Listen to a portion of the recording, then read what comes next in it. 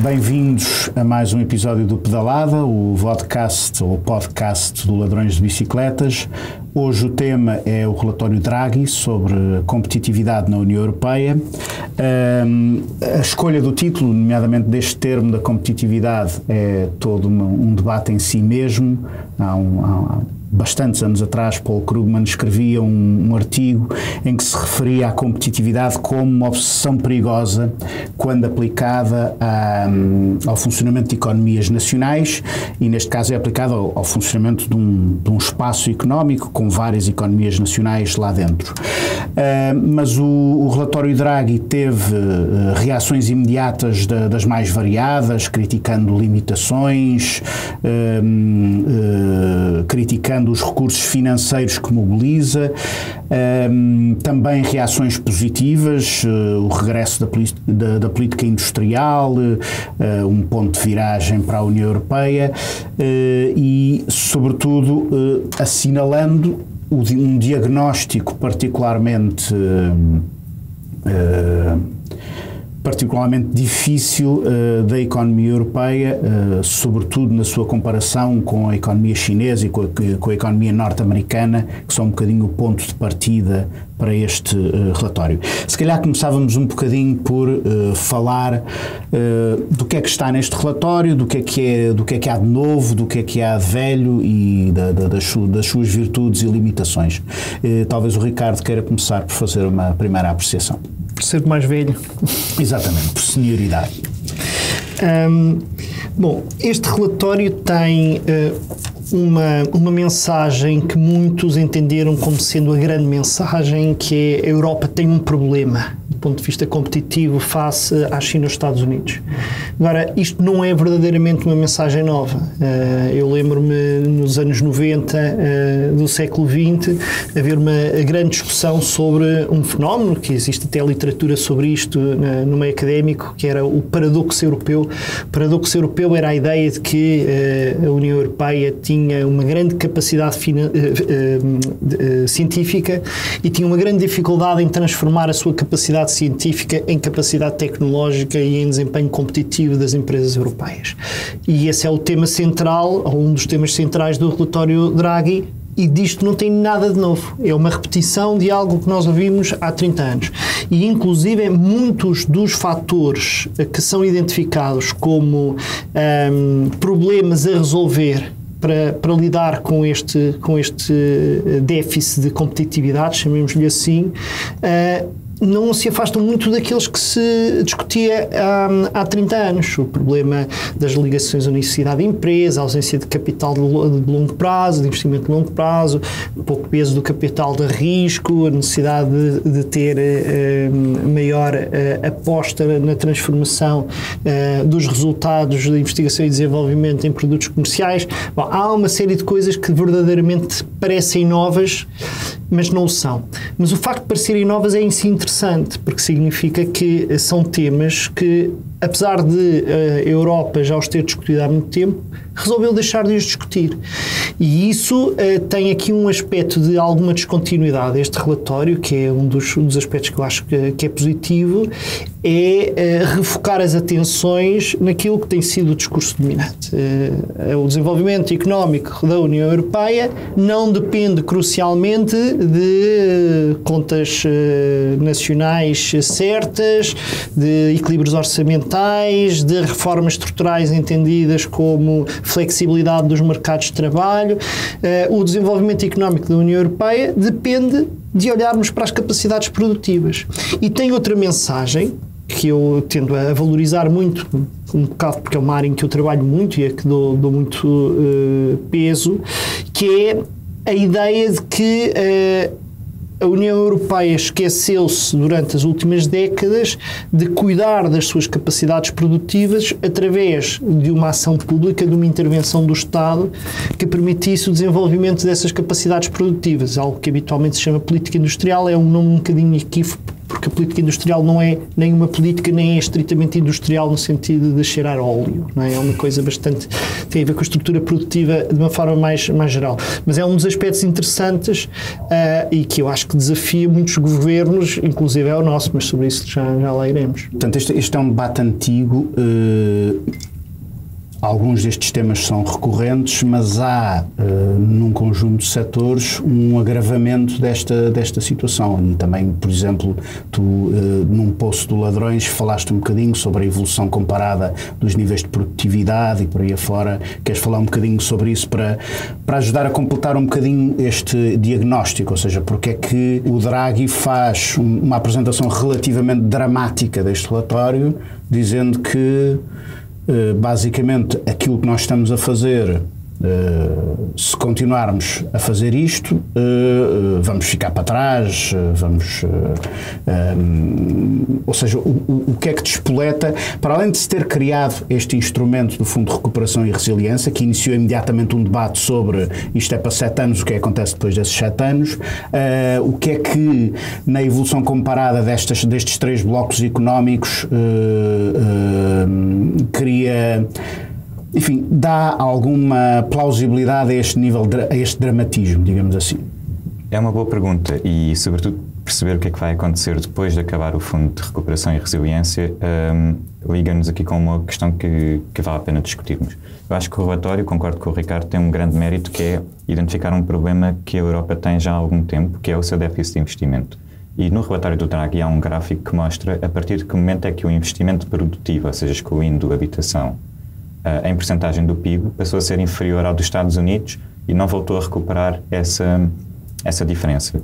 E esse momento é por volta de 2010 ou 2011. Ora, convém nós termos em conta, e isso talvez seja uma omissão do relatório, pode estar implícito, mas não é explicitado, que há vários motivos pelos quais o investimento passou a ser mais deficitário na União Europeia a partir desse período.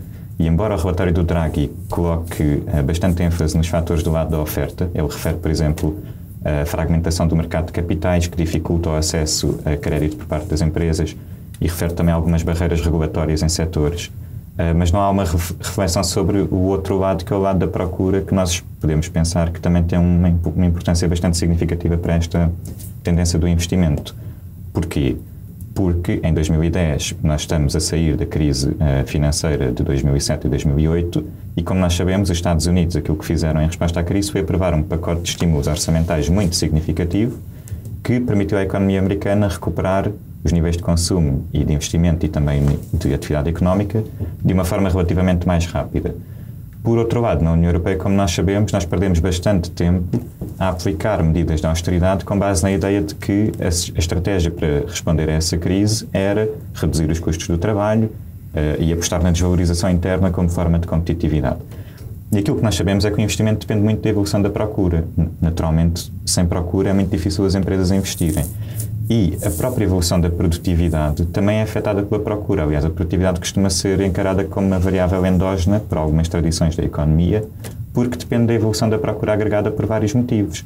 Poder de compra das pessoas, capacidade de consumo, o próprio aumento dos salários, que faz com que serve como um incentivo para as empresas investirem e inovarem para conseguirem manter-se competitivas no mercado.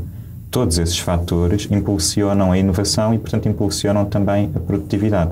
Ora, na União Europeia, como nós estivemos a comprimir a nossa procura interna durante demasiado tempo, é difícil não associar essa política ao resultado que foi uma relativa estagnação, sobretudo face aos Estados Unidos e também face à China, que nós sabemos que tem promovido o investimento por outras vias. Bom, isso é bastante evidente. As políticas recessivas não ajudam ao investimento. O relatório centra-se em alguns setores, conjuntos de setores, 2 dos quais não são grande novidade. Há bastante tempo que todo o discurso da União Europeia se centra sobre a centralidade da transição digital e da transição verde. Há uma grande novidade que é a indústria da defesa. É a primeira vez que isso é formulado nestes termos, enfim, enquanto um objetivo central da União. enfim, namorando a ideia que o setor da defesa também é um setor que pode ser motor de inovação, etc, etc. E depois também outros setores que são tratados um bocadinho à margem destas 3 grandes prioridades, como uma indústria farmacêutica e por aí fora. Um deles, o da descarbonização, o setor, a transição verde, a descarbonização, as chamadas indústrias verdes, é um setor onde a União Europeia já teve um papel e uma centralidade muito diferente da que tem hoje. E eu acho que uma das coisas que é interessante discutir é se o que está previsto neste setor é, por um lado, interessante do ponto de vista económico, do ponto de vista da política industrial entendida no sentido mais restrito, como, enfim, centrada num conjunto de objetos económicos e vá lá também sociais, e numa segunda perspectiva, se esta política funciona do ponto de vista dos objetivos climáticos que a União Europeia mantém, mas tem estado muito longe de atingir. Vera, queres-nos falar sobre isso? Eu talvez começasse por enquadrar a visão e as propostas nesta segunda área de atuação estratégica que é destacada no relatório, que é então este plano comum para compatibilizar descarbonização e competitividade. Significa isto que a descarbonização é um meio para alcançar um fim. Não é vista como relevante em si mesma. Aliás, eu acho que há aqui um viés de partida, é que não só a emergência climática não é devidamente considerada, como a descarbonização é apenas um produto, um resultado da expansão das energias renováveis. Mas se calhar vou por etapas. Portanto, o relatório, em síntese, argumenta que a descarbonização pode aumentar a competitividade se os objetivos climáticos da Europa, que são considerados ambiciosos, e eu discordo, se estes objetivos forem acompanhados de um plano coerente para os alcançar, o que não é dizer muito. Mas há aqui um alinhamento com o Pacto Ecológico Europeu, e há um elemento inovador que se prende precisamente com esta necessidade de uma política industrial verde, que também foi, aliás, sublinhada pela Presidente da Comissão Europeia, permita ao Bloco Europeu aumentar a sua cota no mercado mundial das chamadas tecnologias limpas. Também podemos discutir esta designação. Portanto, em traços muito gerais, o que nos é dito no relatório é que a descarbonização do sistema energético constitui uma oportunidade para a União Europeia, por um lado, a reduzir a dependência dos combustíveis fósseis, de modo a garantir preços acessíveis e a segurança do aprovisionamento, e também como um meio para promover a implantação maciça de fontes de energias renováveis com baixos custos marginais de produção. E aqui, energias renováveis incluem, por exemplo, a energia nuclear. Também acho que é outra discussão interessante que podemos ter. Um outro aspecto muito relevante a retirar deste investimento na transição ecológica seria a redução dos preços da eletricidade para as empresas, o que permitiria então reforçar as indústrias, porque o elevado custo da energia é apontado como uma das principais desvantagens competitivas das empresas da União Europeia, quando comparadas, por exemplo, com as empresas estadunidenses, que têm gás natural à disposição relativamente baixo. E, portanto, o relatório considera que, a menos que a Europa transfira melhor os benefícios das energias renováveis para os consumidores finais, sejam eles as famílias ou as empresas, os preços da energia continuarão a ser um entrave ao crescimento.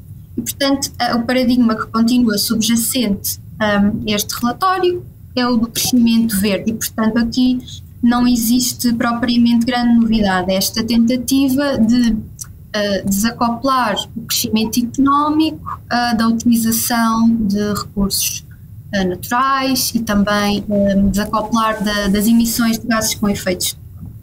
Mas o que também é reconhecido é que serão os combustíveis fósseis fixar o preço da energia pelo menos até ao final desta década.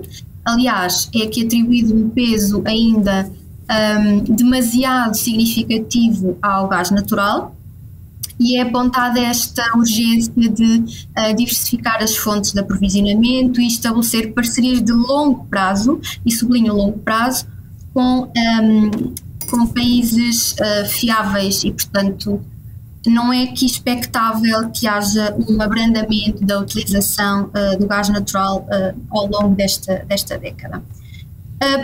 Por outro lado, aqui a descarbonização também é vista como uma oportunidade para a indústria.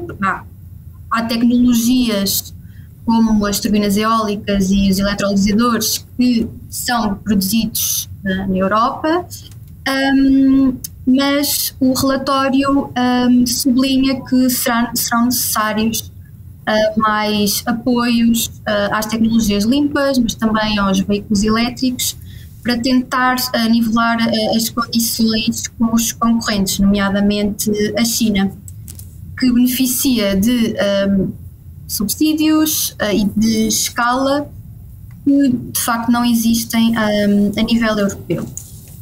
E um outro aspecto que eu sublinharia aqui ainda nesta minha primeira intervenção é que há um enfoque bastante expressivo neste plano de enverdecimento das indústrias, torná-las mais ecológicas, das indústrias eletrointensivas, portanto, que são consumidores intensivos de eletricidade. Portanto, o objetivo é torná-las mais ecológicas, mas há aqui provavelmente uma incompatibilidade insanável, que é como é que se tornam indústrias como o cimento, a pasta e o papel, a aviação, o transporte marítimo, em atividades menos danosas do ponto de vista ambiental. Portanto, este é um plano em traços muito gerais. Nesta segunda área-chave da descarbonização e da competitividade. Depois, eu não sei se posso só aqui entrar um bocadinho na terceira área de atuação, que tem a ver com este plano para tentar incrementar a segurança e reduzir as dependências, e que seja na defesa, seja, e é este aspecto que eu gostaria de sublinhar, no aprovisionamento de matérias-primas críticas, porque neste momento a União Europeia depende de um pequeno número de fornecedores de matérias-primas que são consideradas críticas para a transição dita verde, portanto está fortemente dependente destas importações, e Draghi sublinha esta necessidade de autonomizar a União Europeia para que ela não corra o risco de se tornar totalmente dependente de cadeias de abastecimento estrangeiras que não controla e que a China está muito bem lançada para dominar. E, portanto, há aqui uma agenda de não só reindustrializar a Europa, mas controlar toda a cadeia de valor, desde a extração dos próprios minérios até aos produtos finais e à reciclagem. E, portanto, depois acho que devemos aprofundar este aspecto um bocadinho melhor, porque isto tem implicações para a divisão do trabalho no quadro da União Europeia, no âmbito da transição energética, em que Portugal não fica propriamente muito bem colocado. A Vera lançou aqui várias coisas sobre os aspectos mais regulatórios do plano. O plano tem sido muito discutido em função dos recursos financeiros e de um papel diferente, quer dizer, pelo menos do ponto de vista da escala dado ao Estado. quer ao nível da inovação, e o relatório é claro sobre isso. A inovação é uma área em que o Estado tem que se envolver, porque há, enfim, a justificação já é mais convencional, mas porque há externalidades positivas que têm que ser aproveitadas e, portanto, o Estado tem que intervir, e também porque, e também o diz explicitamente, os níveis de investimento de que a União Europeia precisa não vão ser assegurados pelos privados e, portanto, o Estado tem que se meter e, portanto, o debate passa a ser o de saber como é que o Estado se vai envolver nestas várias coisas, sendo que os modelos com que nos comparamos, com que o relatório compara a União Europeia, são eles próprios diferentes entre si. Mas, em primeiro lugar, há um problema que é se este dinheiro vai haver, não é? Ou seja, uma das primeiras reações ao relatório Draghi é da Alemanha para dizer não estamos disponíveis para esta coisa dos 800 mil milhões de euros, nem pensar, etc. E mesmo que a reação alemã seja previsível, depois seguiram-se outras, e isto é obviamente um problema político importante. Vai ser isto se financiamento monetário não é possível, a dívida europeia é altamente problemática, recursos próprios nem pensar, se for dívida europeia são necessários impostos europeus, e nós ainda não conseguimos aprovar os impostos europeus para pagar o Fundo de Recuperação e Resiliência, quanto mais isto, e portanto esta questão do dinheiro, que não é um detalhe no programa, é em si uma questão difícil, não é? Alguém me contou uma vez uma piada que diz que o socialismo é como o bacalhau. Há muitas receitas e algumas não têm bacalhau. E, portanto, também é interessante pensar o que é este programa do relatório Draghi se este tipo de recursos financeiros não estiverem disponíveis, porque há muita coisa aqui que é regulatória.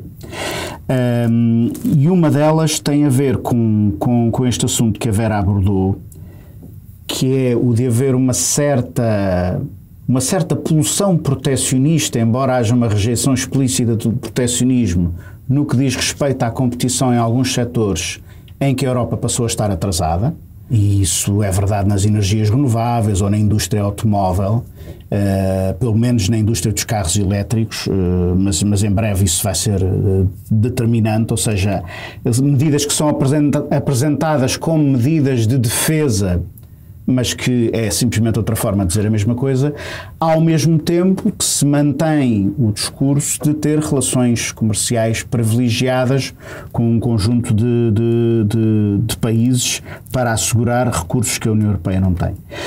Mas este esforço a que a Vera aludia, de tentar integrar verticalmente, aqui mimetizando a estratégia que é atribuída à China, tem também implicações, e essas implicações são muito importantes, até no que diz respeito à distribuição dos recursos públicos, na divisão de tarefas dentro da União Europeia. Ou seja, nós vamos agora admitir que temos uma política industrial europeia. Nessa política industrial europeia, quais são os países que vão fazer o quê?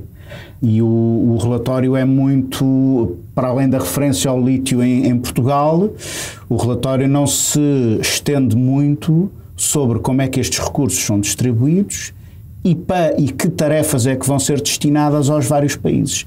E esta questão casa com uma outra, que é o facto do relatório advogar a diminuição das restrições à concentração dentro do espaço europeu, enfim, com algumas condições, nomeadamente ao nível da inovação e por aí fora, mas, portanto, a ideia de que precisamos de grandes empresas europeias, precisamos de escala. Essa é obviamente uma questão que também nos tem que fazer pensar qual é que é o lugar da economia portuguesa, das empresas portuguesas num arranjo e numa economia europeia com este aspecto. E finalmente também de que forma é que é utilizado este dinheiro público. Se é, como a Daniela Gabor tem dito, uma estratégia de de-risking, basicamente o Estado, as instituições públicas gastam o dinheiro, os privados ficam com os benefícios desse investimento, seja o Estado gastar através da inovação que depois vai aproveitar a atores privados, seja do ponto de vista do investimento, se a estratégia será outra, mas se calhar talvez o Ricardo quisesse falar um bocadinho sobre esta questão da escala, porque ainda por cima tu és aqui o que percebe mais de inovação. Quão importante é que é esta questão da escala nas estratégias de inovação, porque esse é um dos argumentos que é dado. Precisamos ter gigantes no digital que consigam bater-se com os gigantes norte-americanos e agora também com os chineses. Tu falaste para aí de 23 assuntos e estás-me a pedir agora para desenvolver... Mas podes falar dos outros 22. 22 e meio. Sim, eu vou a esse assunto, mas eu acho que a minha forma de pôr muito esquemática é dizer que há um conjunto de tensões e há um conjunto de ausências no relatório Draghi. Uma tensão óbvia que tem a ver com esse tópico é entre política industrial e política de concorrência. A União Europeia vive de acordo com uma religião que é a religião da concorrência de todos contra todos. E, na verdade, a única área em que a Comissão Europeia tem verdadeira soberania sobre os Estados-membros é a política de concorrência. É a área onde a Comissão Europeia decide sem precisar da anuência dos Estados. E a lógica até agora sempre foi a ideia de que tudo o que seja concentração de poder de mercado vai ser combatido pelas regras europeias. De vez em quando com uns entorces e tal, mas esse é o princípio básico. Ora, esta ideia não é muitas vezes compatível com, como tu estavas a dizer, ter empresas que são dominantes na sua área tecnológica. E nós neste momento vivemos num processo de monopólios mais ou menos mundiais ou regionais. Quer dizer, nós temos as empresas tecnológicas americanas que são monopolistas em quase todo o mundo e as empresas chinesas que são monopolistas na China e em alguns países asiáticos.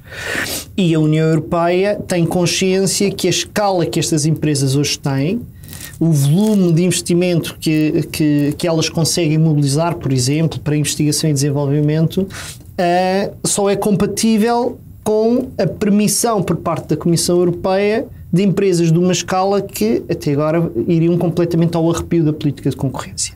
Isto é uma tensão que tu perguntas-me, é preciso empresas grandes ou não para fazer inovação? E a resposta simples é: há vários modos de inovação, há tipos de inovação a que beneficiam a escala, há outros tipos de inovação que na verdade até beneficiam empresas pequenas e a flexibilidade que as empresas pequenas têm. Mas há efetivamente um conjunto de atividades económicas que têm grande poder de absorção de valor, que tem de ser feita onde a escala é muito importante.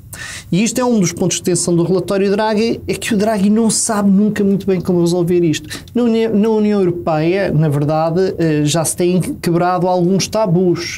Temos eu agora não quero entrar em detalhes técnicos, mas os projetos IPCEI da União Europeia foi uma forma que a União Europeia utilizou nos últimos anos de, à boleia de natureza estratégica de determinado tipo de desenvolvimentos, admitir apoios públicos e admitir níveis de concentração que noutras alturas dificilmente admitiria. Mas o relatório Draghi não dá uma resposta clara para isto, porque não pode violar a religião oficial da União Europeia, que é a política de concorrência, mas ao mesmo tempo dá uma mensagem clara que é: esta religião tem sido um entrave à emergência de empresas capazes de competir a nível internacional. Um segundo ponto de tensão que o Vicente já tinha referido é a tensão entre as regras orçamentais do investimento público. Como a tendência da União Europeia nos últimos 30 anos tem sido sempre sobrevalorizar a consolidação orçamental, a austeridade, mesmo quando não é austeridade, mesmo não é períodos de crise, a União Europeia nunca acusa um país de estar a ser demasiado austero.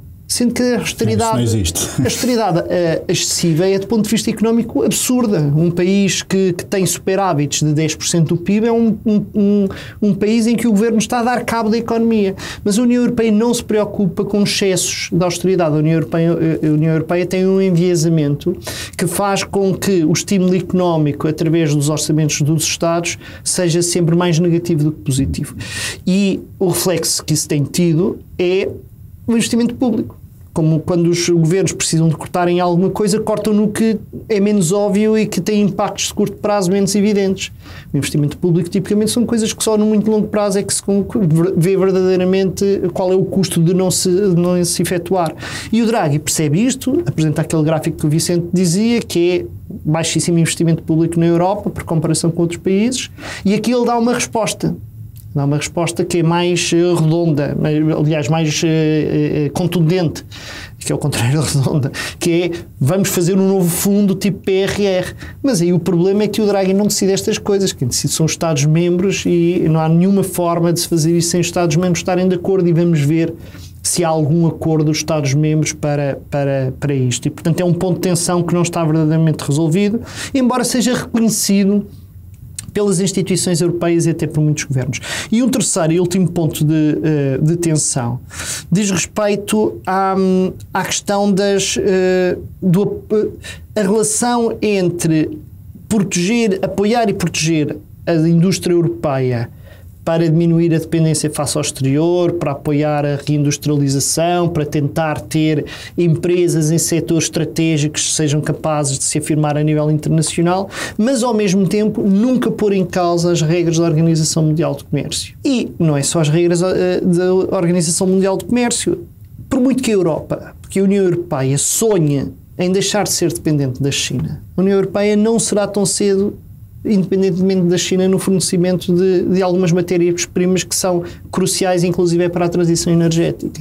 E, portanto, o Draghi tenta dar uma resposta que soa sempre esquiva, que é, temos de apoiar as empresas europeias, mas não podemos entrar em conflito comercial com os outros países, e isso, na prática, é que depois se vê como é que a coisa efetivamente funciona, e, portanto, digamos que a ambição vai estar sempre coartada por estas tensões que a União Europeia, em que a União Europeia é perita. Eu já estou a falar há muito tempo, mas deixe-me muito sinteticamente referir duas grandes ausências do meu ponto de vista, para além das tensões. As duas grandes ausências, do meu ponto de vista, são uma... Nós já falámos desta de uma forma mais ou menos clara, que é a questão da convergência económica. A Vera estava a dizer há pouco, numa divisão do trabalho entre países europeus para a transição energética, Portugal vai ser o país onde se vai extrair lítio. E a Alemanha vai ser o país onde se produzem as tecnologias avançadas para a extração de lítio ou para a produção de baterias. E, portanto, isso é obviamente um problema, porque a extração de lítio é uma coisa que destrói as comunidades locais, destrói a biodiversidade e gera muito pouco valor. Na verdade, o valor não está na extração, nem sequer está na refinação de lítio, está verdadeiramente em áreas onde é muito pouco provável que... Cria trabalho mal pago. Cria trabalho mal pago, portanto tem muitas, chamemos-lhe, externalidades negativas e tem muito pouco efeito de arrastamento sobre a economia como um todo. Mas isto, na verdade, não se aplica só à cadeia tem a ver com a descarbonização. Nós vemos ponto por ponto aquelas áreas verticais, que é aquilo que o governo português não gosta, é a seletividade, e o relatório Draghi faz, que é, vamos ter seletividade nas áreas que vamos apoiar, nós corremos essas áreas uma a uma e a maior parte, não são todas, há áreas onde pode haver algumas oportunidades para a estrutura económica portuguesa ter relevância, mas na maior parte delas aquilo que está reservado a uma economia portuguesa é um papel completamente subsidiário, o que antecipa que se os apoios forem dados àqueles setores, sem se pensar naquilo que são as características das estruturas produtivas de cada região, isto vai ser um fator de divergência e não de convergência. E o relatório Draghi é omisso em relação às questões da convergência económica, das diferenças de estruturas produtivas, e seria bom lembrarmos que são essas diferenças de estruturas produtivas e não os problemas das dívidas públicas que estão na base dos problemas financeiros pelos quais a Europa passou há uma década. E a última ausência é a questão das políticas de estabilização. Nós continuamos a não ter, no relatório Draghi, nenhuma mensagem sobre como é que a Europa vai lidar com a ausência de mecanismos para fazer face a crises económicas e, portanto, isto também conduz à perspectiva de repetição desta tendência para o baixo investimento público, porque se não houver mecanismos, não é só mecanismos de investimento a prazo, é um país ainda em crise, os outros não entram e, portanto, este país tem de se desenrascar. Não tendo recursos para se desenrascar, o que faz é cortar na despesa, e a primeira despesa a ser cortada é o investimento público. E, portanto, são tudo aqui elementos de uma estratégia que, seja pelos pontos de tensão, seja pelas ausências, é uma estratégia que é uma... Pronto, procura avançar com a discussão, mas não nos oferece aqui um guia para a saída dos problemas que a Europa enfrenta. Sim, e aliás há uma referência no relatório a essa questão da estabilização por interpostas regras de governação económica, em que é basicamente dito que o contraponto a compensação por este grande cheque é o reforço das regras orçamentais. Exatamente, ou seja, a redução da função de estabilização, pelo menos à escala nacional. E eu acho que há outro ponto de tensão, que é, por exemplo, essa questão de não haver nenhuma perspectiva de, pelo menos no curto prazo, sermos independentes em relação à China e em relação a outros territórios. O investimento na área da defesa também denuncia um aspecto da política europeia, que é um crescendo de confrontação militar, que vai diminuir o estoque de parceiros fiáveis. Os parceiros fiáveis ultimamente caem que nem tordos, e isso pode vir a ter...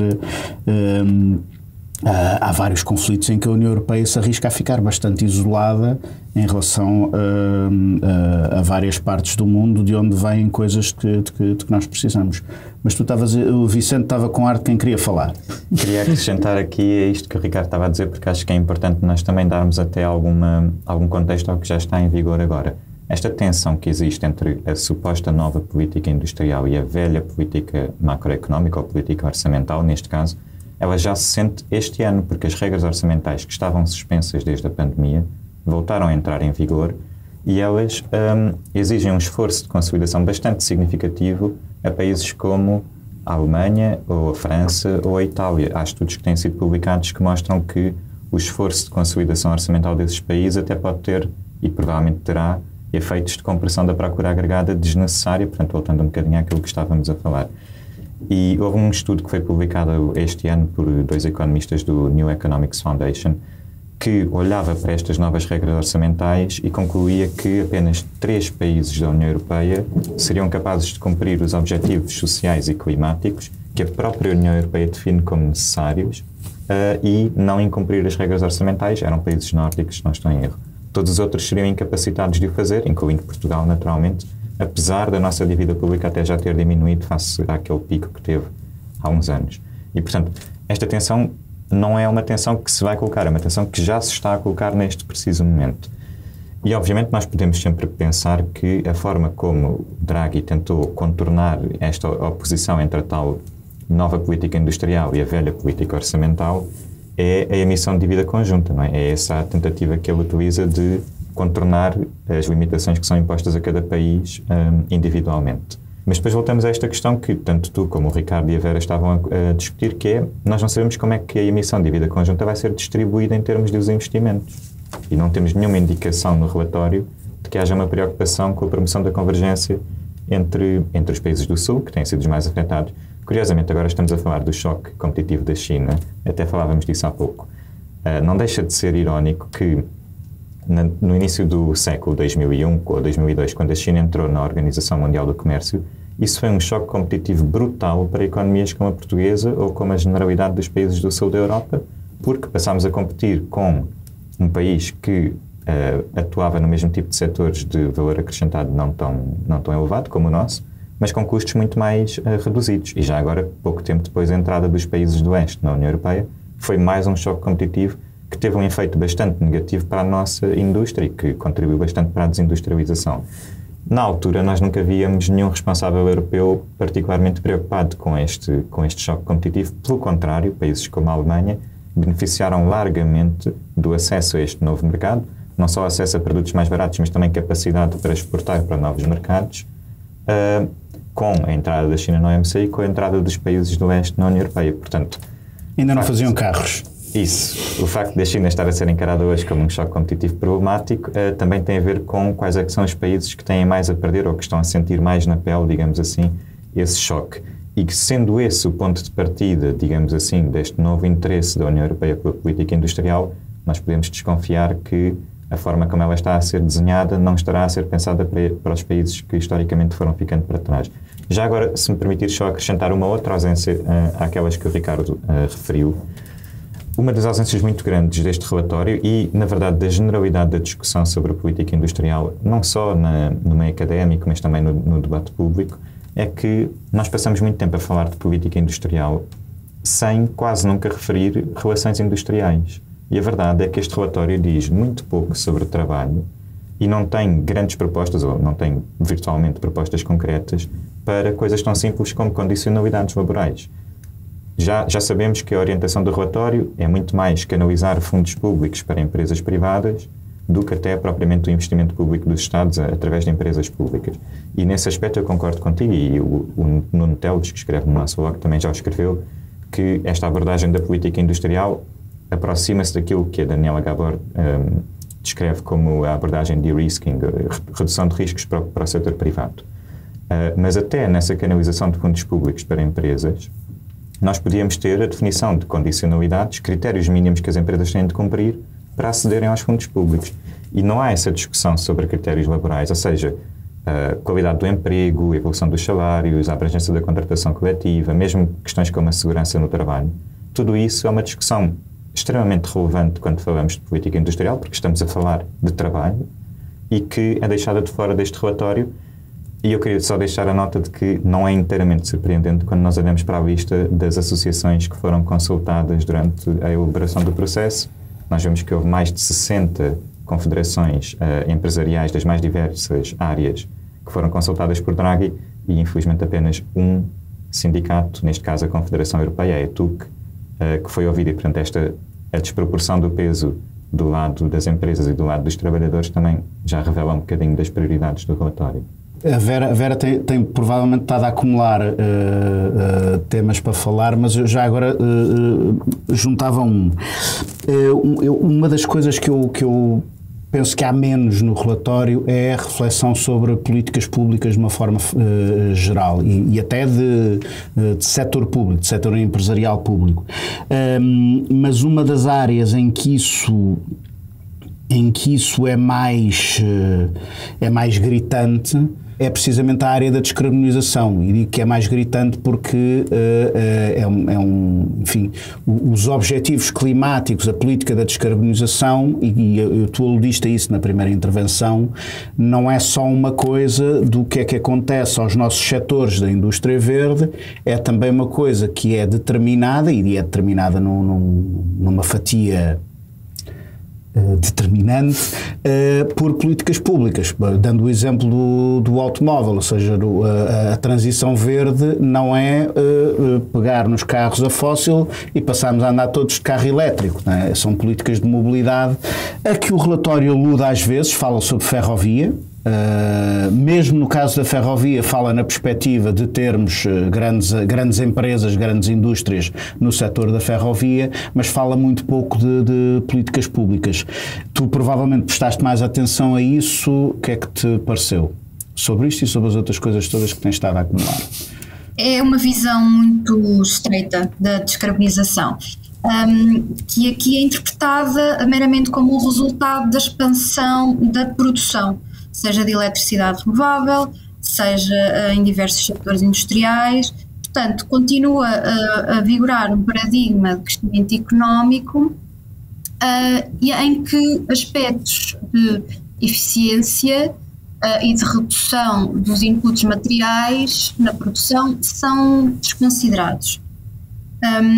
E referias e bem que não existe uma visão integrada de uma política ecológica, mas isso não é surpreendente, porque dificilmente se pode planear de forma ecológica e democrática à escala europeia. E a minha interpretação deste relatório é que ele reduz ainda mais a autonomia dos Estados nacionais para conduzirem os seus próprios processos de transição energética, que vão ser necessariamente diversificados. Eu dou-vos um exemplo. uma das propostas passa por, aqui especificamente em relação à energia, passa por transferir o planeamento da infraestrutura energética para o nível europeu. Em termos práticos, o que o relatório propõe é uma operação centralizada dos fluxos transfronteiriços de eletricidade e a europeização da supervisão regulamentar do setor de eletricidade. Portanto, através, por exemplo, da criação de um conjunto único de regras da União Europeia para o comércio da energia. E Draghi sugere ainda que o planeamento das infraestruturas energéticas passa a ser feito a nível europeu e apela à criação de um novo coordenador de planeamento a nível central da União Europeia. O objetivo seria o de acelerar a construção de interligações elétricas transfronteiriças. Mas o que é que isto significa na prática? Significa que os Estados-membros estarão a ser sujeitos a uma visão de planeamento energético que vai interessar às economias mais industrializadas.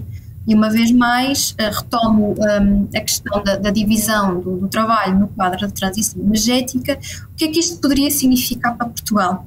Quais seriam as implicações? Portugal, um país com mar, sol e vento, em que seriam instaladas novas interligações elétricas com Espanha, o que já não me parece muito viável, dadas as dificuldades que temos assistido nas últimas décadas, já para não falar dos obstáculos que França sempre colocou a interligações que atravessem os Pirineus, mas partindo do pressuposto que esta implementação de novas interligações seria operacionalizada. Portugal seria um exportador de minérios, lítio, por exemplo, e provavelmente também de energia renovável barata, porque de facto é muito mais barato produzir solar fotovoltaica, eólica num país como Portugal, porque tem as condições climáticas propícias para esse efeito. Portanto, uma exportação de energia barata para o centro e norte da Europa. Este é um dos aspectos que retiraria a autonomia a um país que, para além de ser para todos os efeitos uma ilha energética, aliás, a Península Ibérica é uma ilha energética, está isolada do resto do continente europeu, mas é também um país em que o Estado português já não tem qualquer controle sobre o setor energético. Portanto, era só mais um prego no caixão da soberania energética. Mas já agora, Zé, se puder aqui especificar outros aspectos que me parecem particularmente problemáticos. À primeira vista, o relatório é ambicioso no plano de acelerar o investimento em energias renováveis. Intuitivamente, isso é positivo. Só que há aqui um conflito que não é explícito, mas que é subentendido entre as próprias metas climáticas e o que isso implica em termos da disseminação de energias renováveis e outros objetivos igualmente importantes de proteção ambiental. Isto porque, dou um exemplo, uma das recomendações passa por implementar uma agenda de simplificação dos procedimentos de licenciamento das energias renováveis. Ora, em Portugal nós temos plena consciência da morosidade, da complexidade, da opacidade dos procedimentos de licenciamento, e isto aparentemente seria uma boa notícia. Mas, na verdade, o que se pretende aqui criar é um regime de exceção para as energias renováveis. Por exemplo, o relatório propõe que a União Europeia substitua as avaliações ambientais individuais, portanto, específicas a cada projeto, por zonas de aceleração das energias renováveis e por avaliações ambientais estratégicas para a expansão das energias renováveis. evidentemente que nós temos que implementar renováveis, não é isso que está em causa. Portanto, esta discussão é muito difícil, mas espero que ninguém descontextualize esta parte da minha intervenção. Mas as energias renováveis não podem ser implementadas a todo custo, porque a sua mera expansão não é inerentemente positiva. A dimensão dos projetos, o modelo de produção de energia, isto é, centralizado ou descentralizado, as relações de propriedade não são indiferentes neste processo. Portanto, em primeiro lugar é preciso perguntar onde, quem vai acelerar esta expansão das energias renováveis, e porque eu temo bem que uma avaliação estratégica, e que a palavra-chave seria o estratégica, possa ser a avaliação que as empresas privadas, são quem está de facto a liderar a transição energética, dite, e isso é problemático. Depois há aqui uma outra questão, isto parecem minudências, mas acho que isto é extremamente relevante, porque uma outra proposta passa por, ao invés de fazer avaliações de impacto ambiental por projeto, fazer-se apenas avaliações macroambientais em regiões específicas da União Europeia. Ora, a lógica das avaliações de impacto ambiental é precisamente identificar especificidades do ponto de vista da biodiversidade, dos ecossistemas, numa dada área. E essas especificidades podem variar no interior da mesma região. E, portanto, o que é válido para uma região pode não ser necessariamente para uma área específica no seu interior.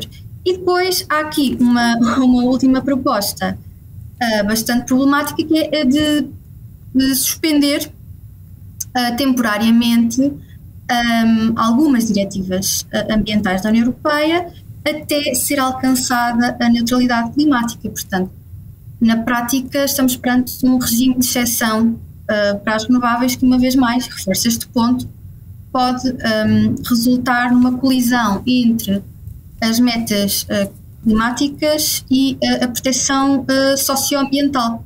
Eu não sei se ainda tenho mais tempo para falar da questão das matérias críticas, se calhar ou não.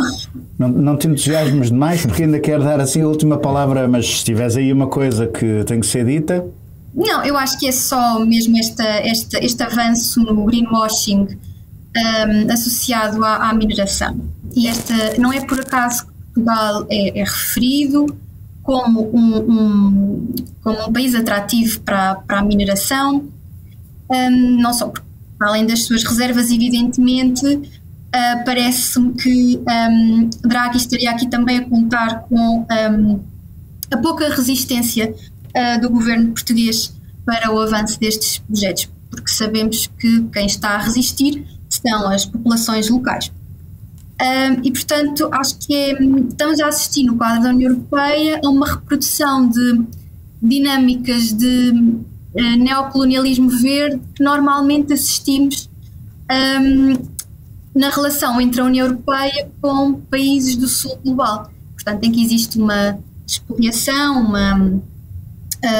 o extrativismo verde em nome da transição energética no norte global, e estamos a assistir a essas dinâmicas no quadro da União Europeia, porque há zonas de sacrifício em que os recursos naturais e as populações são descartáveis e, portanto, podem ser explorados em nome de uma transição dita verde, que na verdade em nada as vai beneficiar.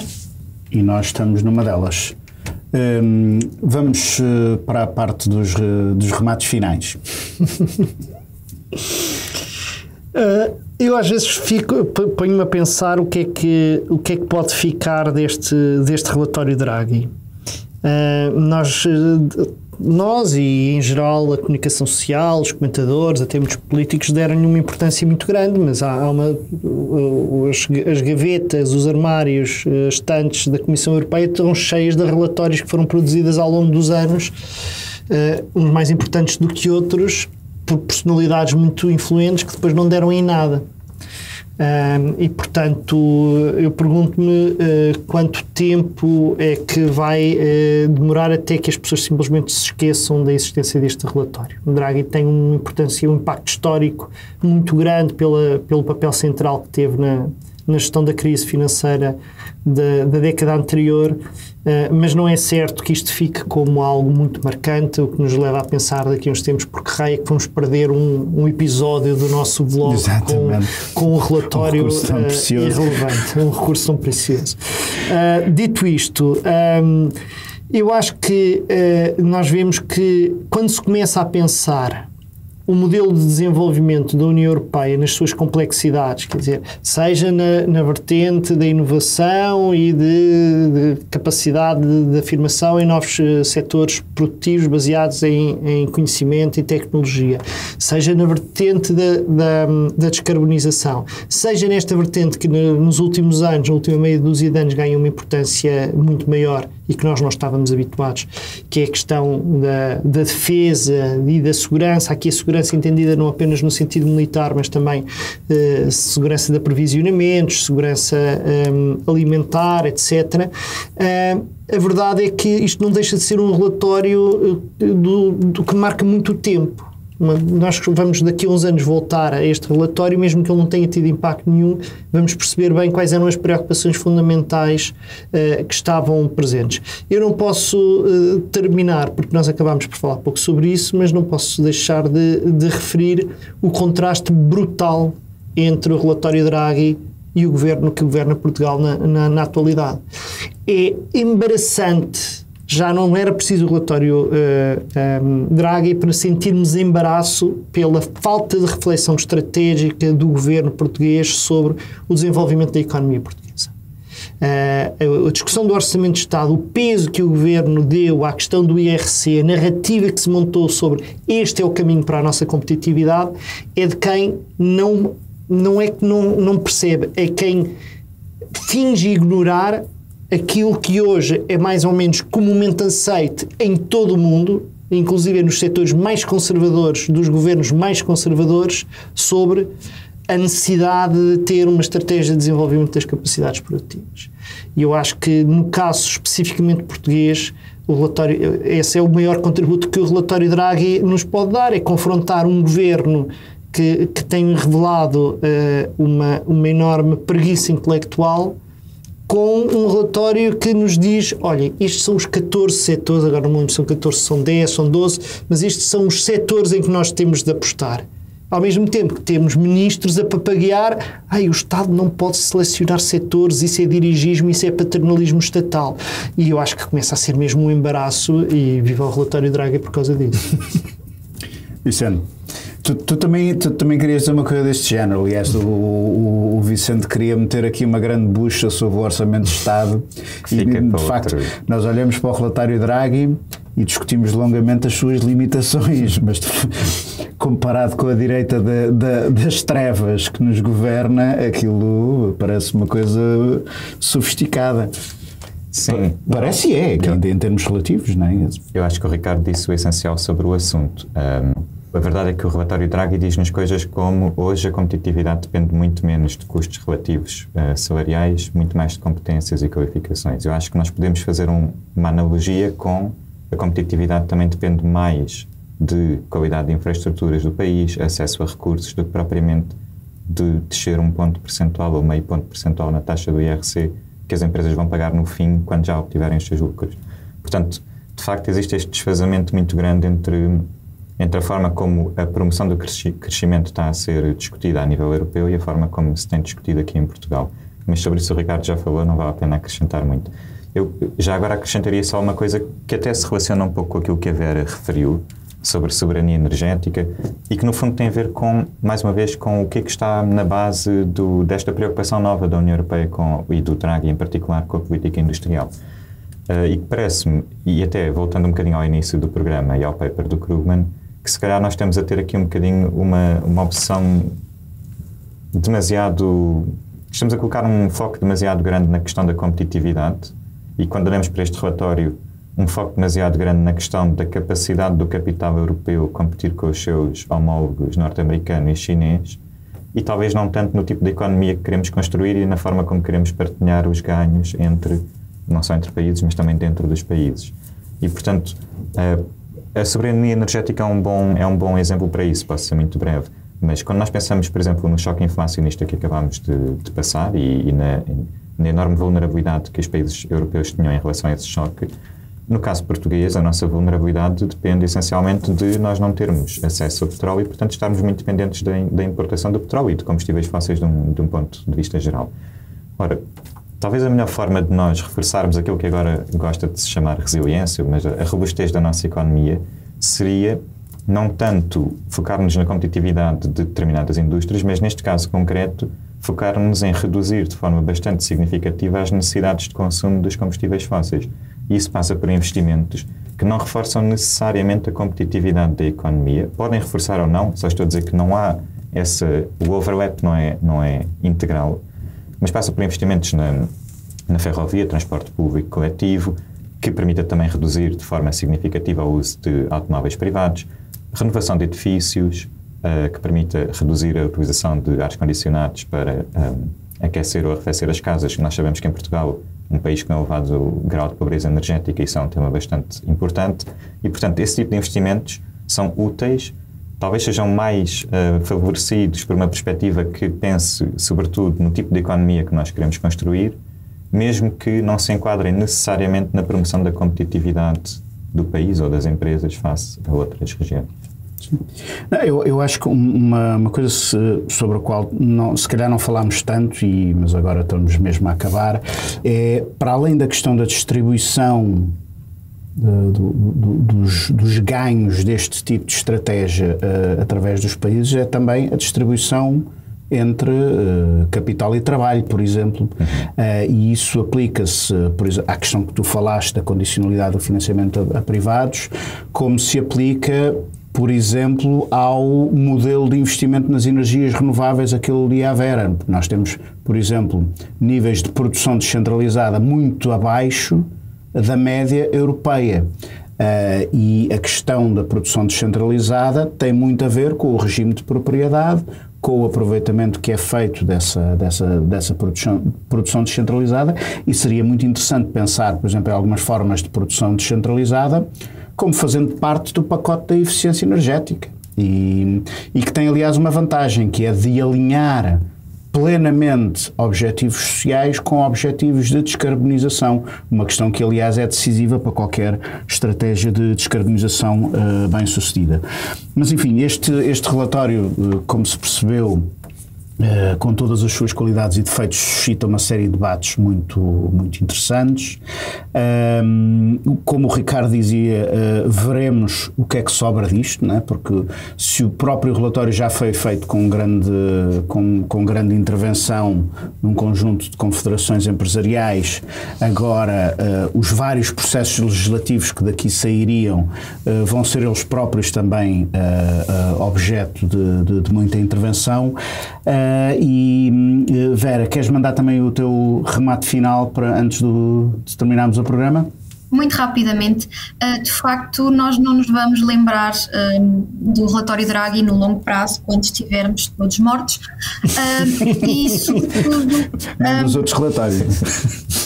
Nem de nenhum outro relatório. Mas esta questão que o Vicente levantou, esta tara com a competitividade, eu acho que esta discussão é extemporânea, porque há muito pouco neste relatório que nos ajuda a pensar um mundo a arder. Porque a crise, o desafio, aliás, existencial que nós enfrentamos, e estas palavras são de Draghi, não é a falta de competitividade da União Europeia, não é o facto da União Europeia estar a ficar para trás na corrida de obstáculos com os Estados Unidos e a China. É de facto a crise climática, e provavelmente nós vamos nos rir desta conversa quando, face a fenómenos climáticos extremos, as de abastecimento forem irreversivelmente quebradas. E, portanto, aqui a resiliência de que falava o Vicente, muito bem, deve ser construída provavelmente à escala nacional, seja do ponto de vista energético, seja do ponto de vista alimentar, de forma a estreitar estas cadeias de abastecimento. E seria o meu último comentário. De facto, nós temos que repensar o modelo de desenvolvimento que queremos construir no quadro das alterações climáticas, porque a discussão deste relatório é feita como se nós não enfrentássemos uma crise, essa sim, verdadeiramente existencial e iminente. Portanto, a discussão sobre produzir mais veículos elétricos, quando de facto a discussão que deveríamos estar a ter é de uma política de transportes públicos de qualidade, acessíveis, toda esta discussão me parece sempre bastante deslocada face aos verdadeiros desafios que enfrentamos. Pronto, mas talvez o Orçamento de Estado traga as soluções que o relatório Draghi não conseguiu trazer, talvez não, mas teremos certamente um podcast para discutir esse assunto. Obrigado pela participação a todos e acho que mantivemos mais ou menos o tempo.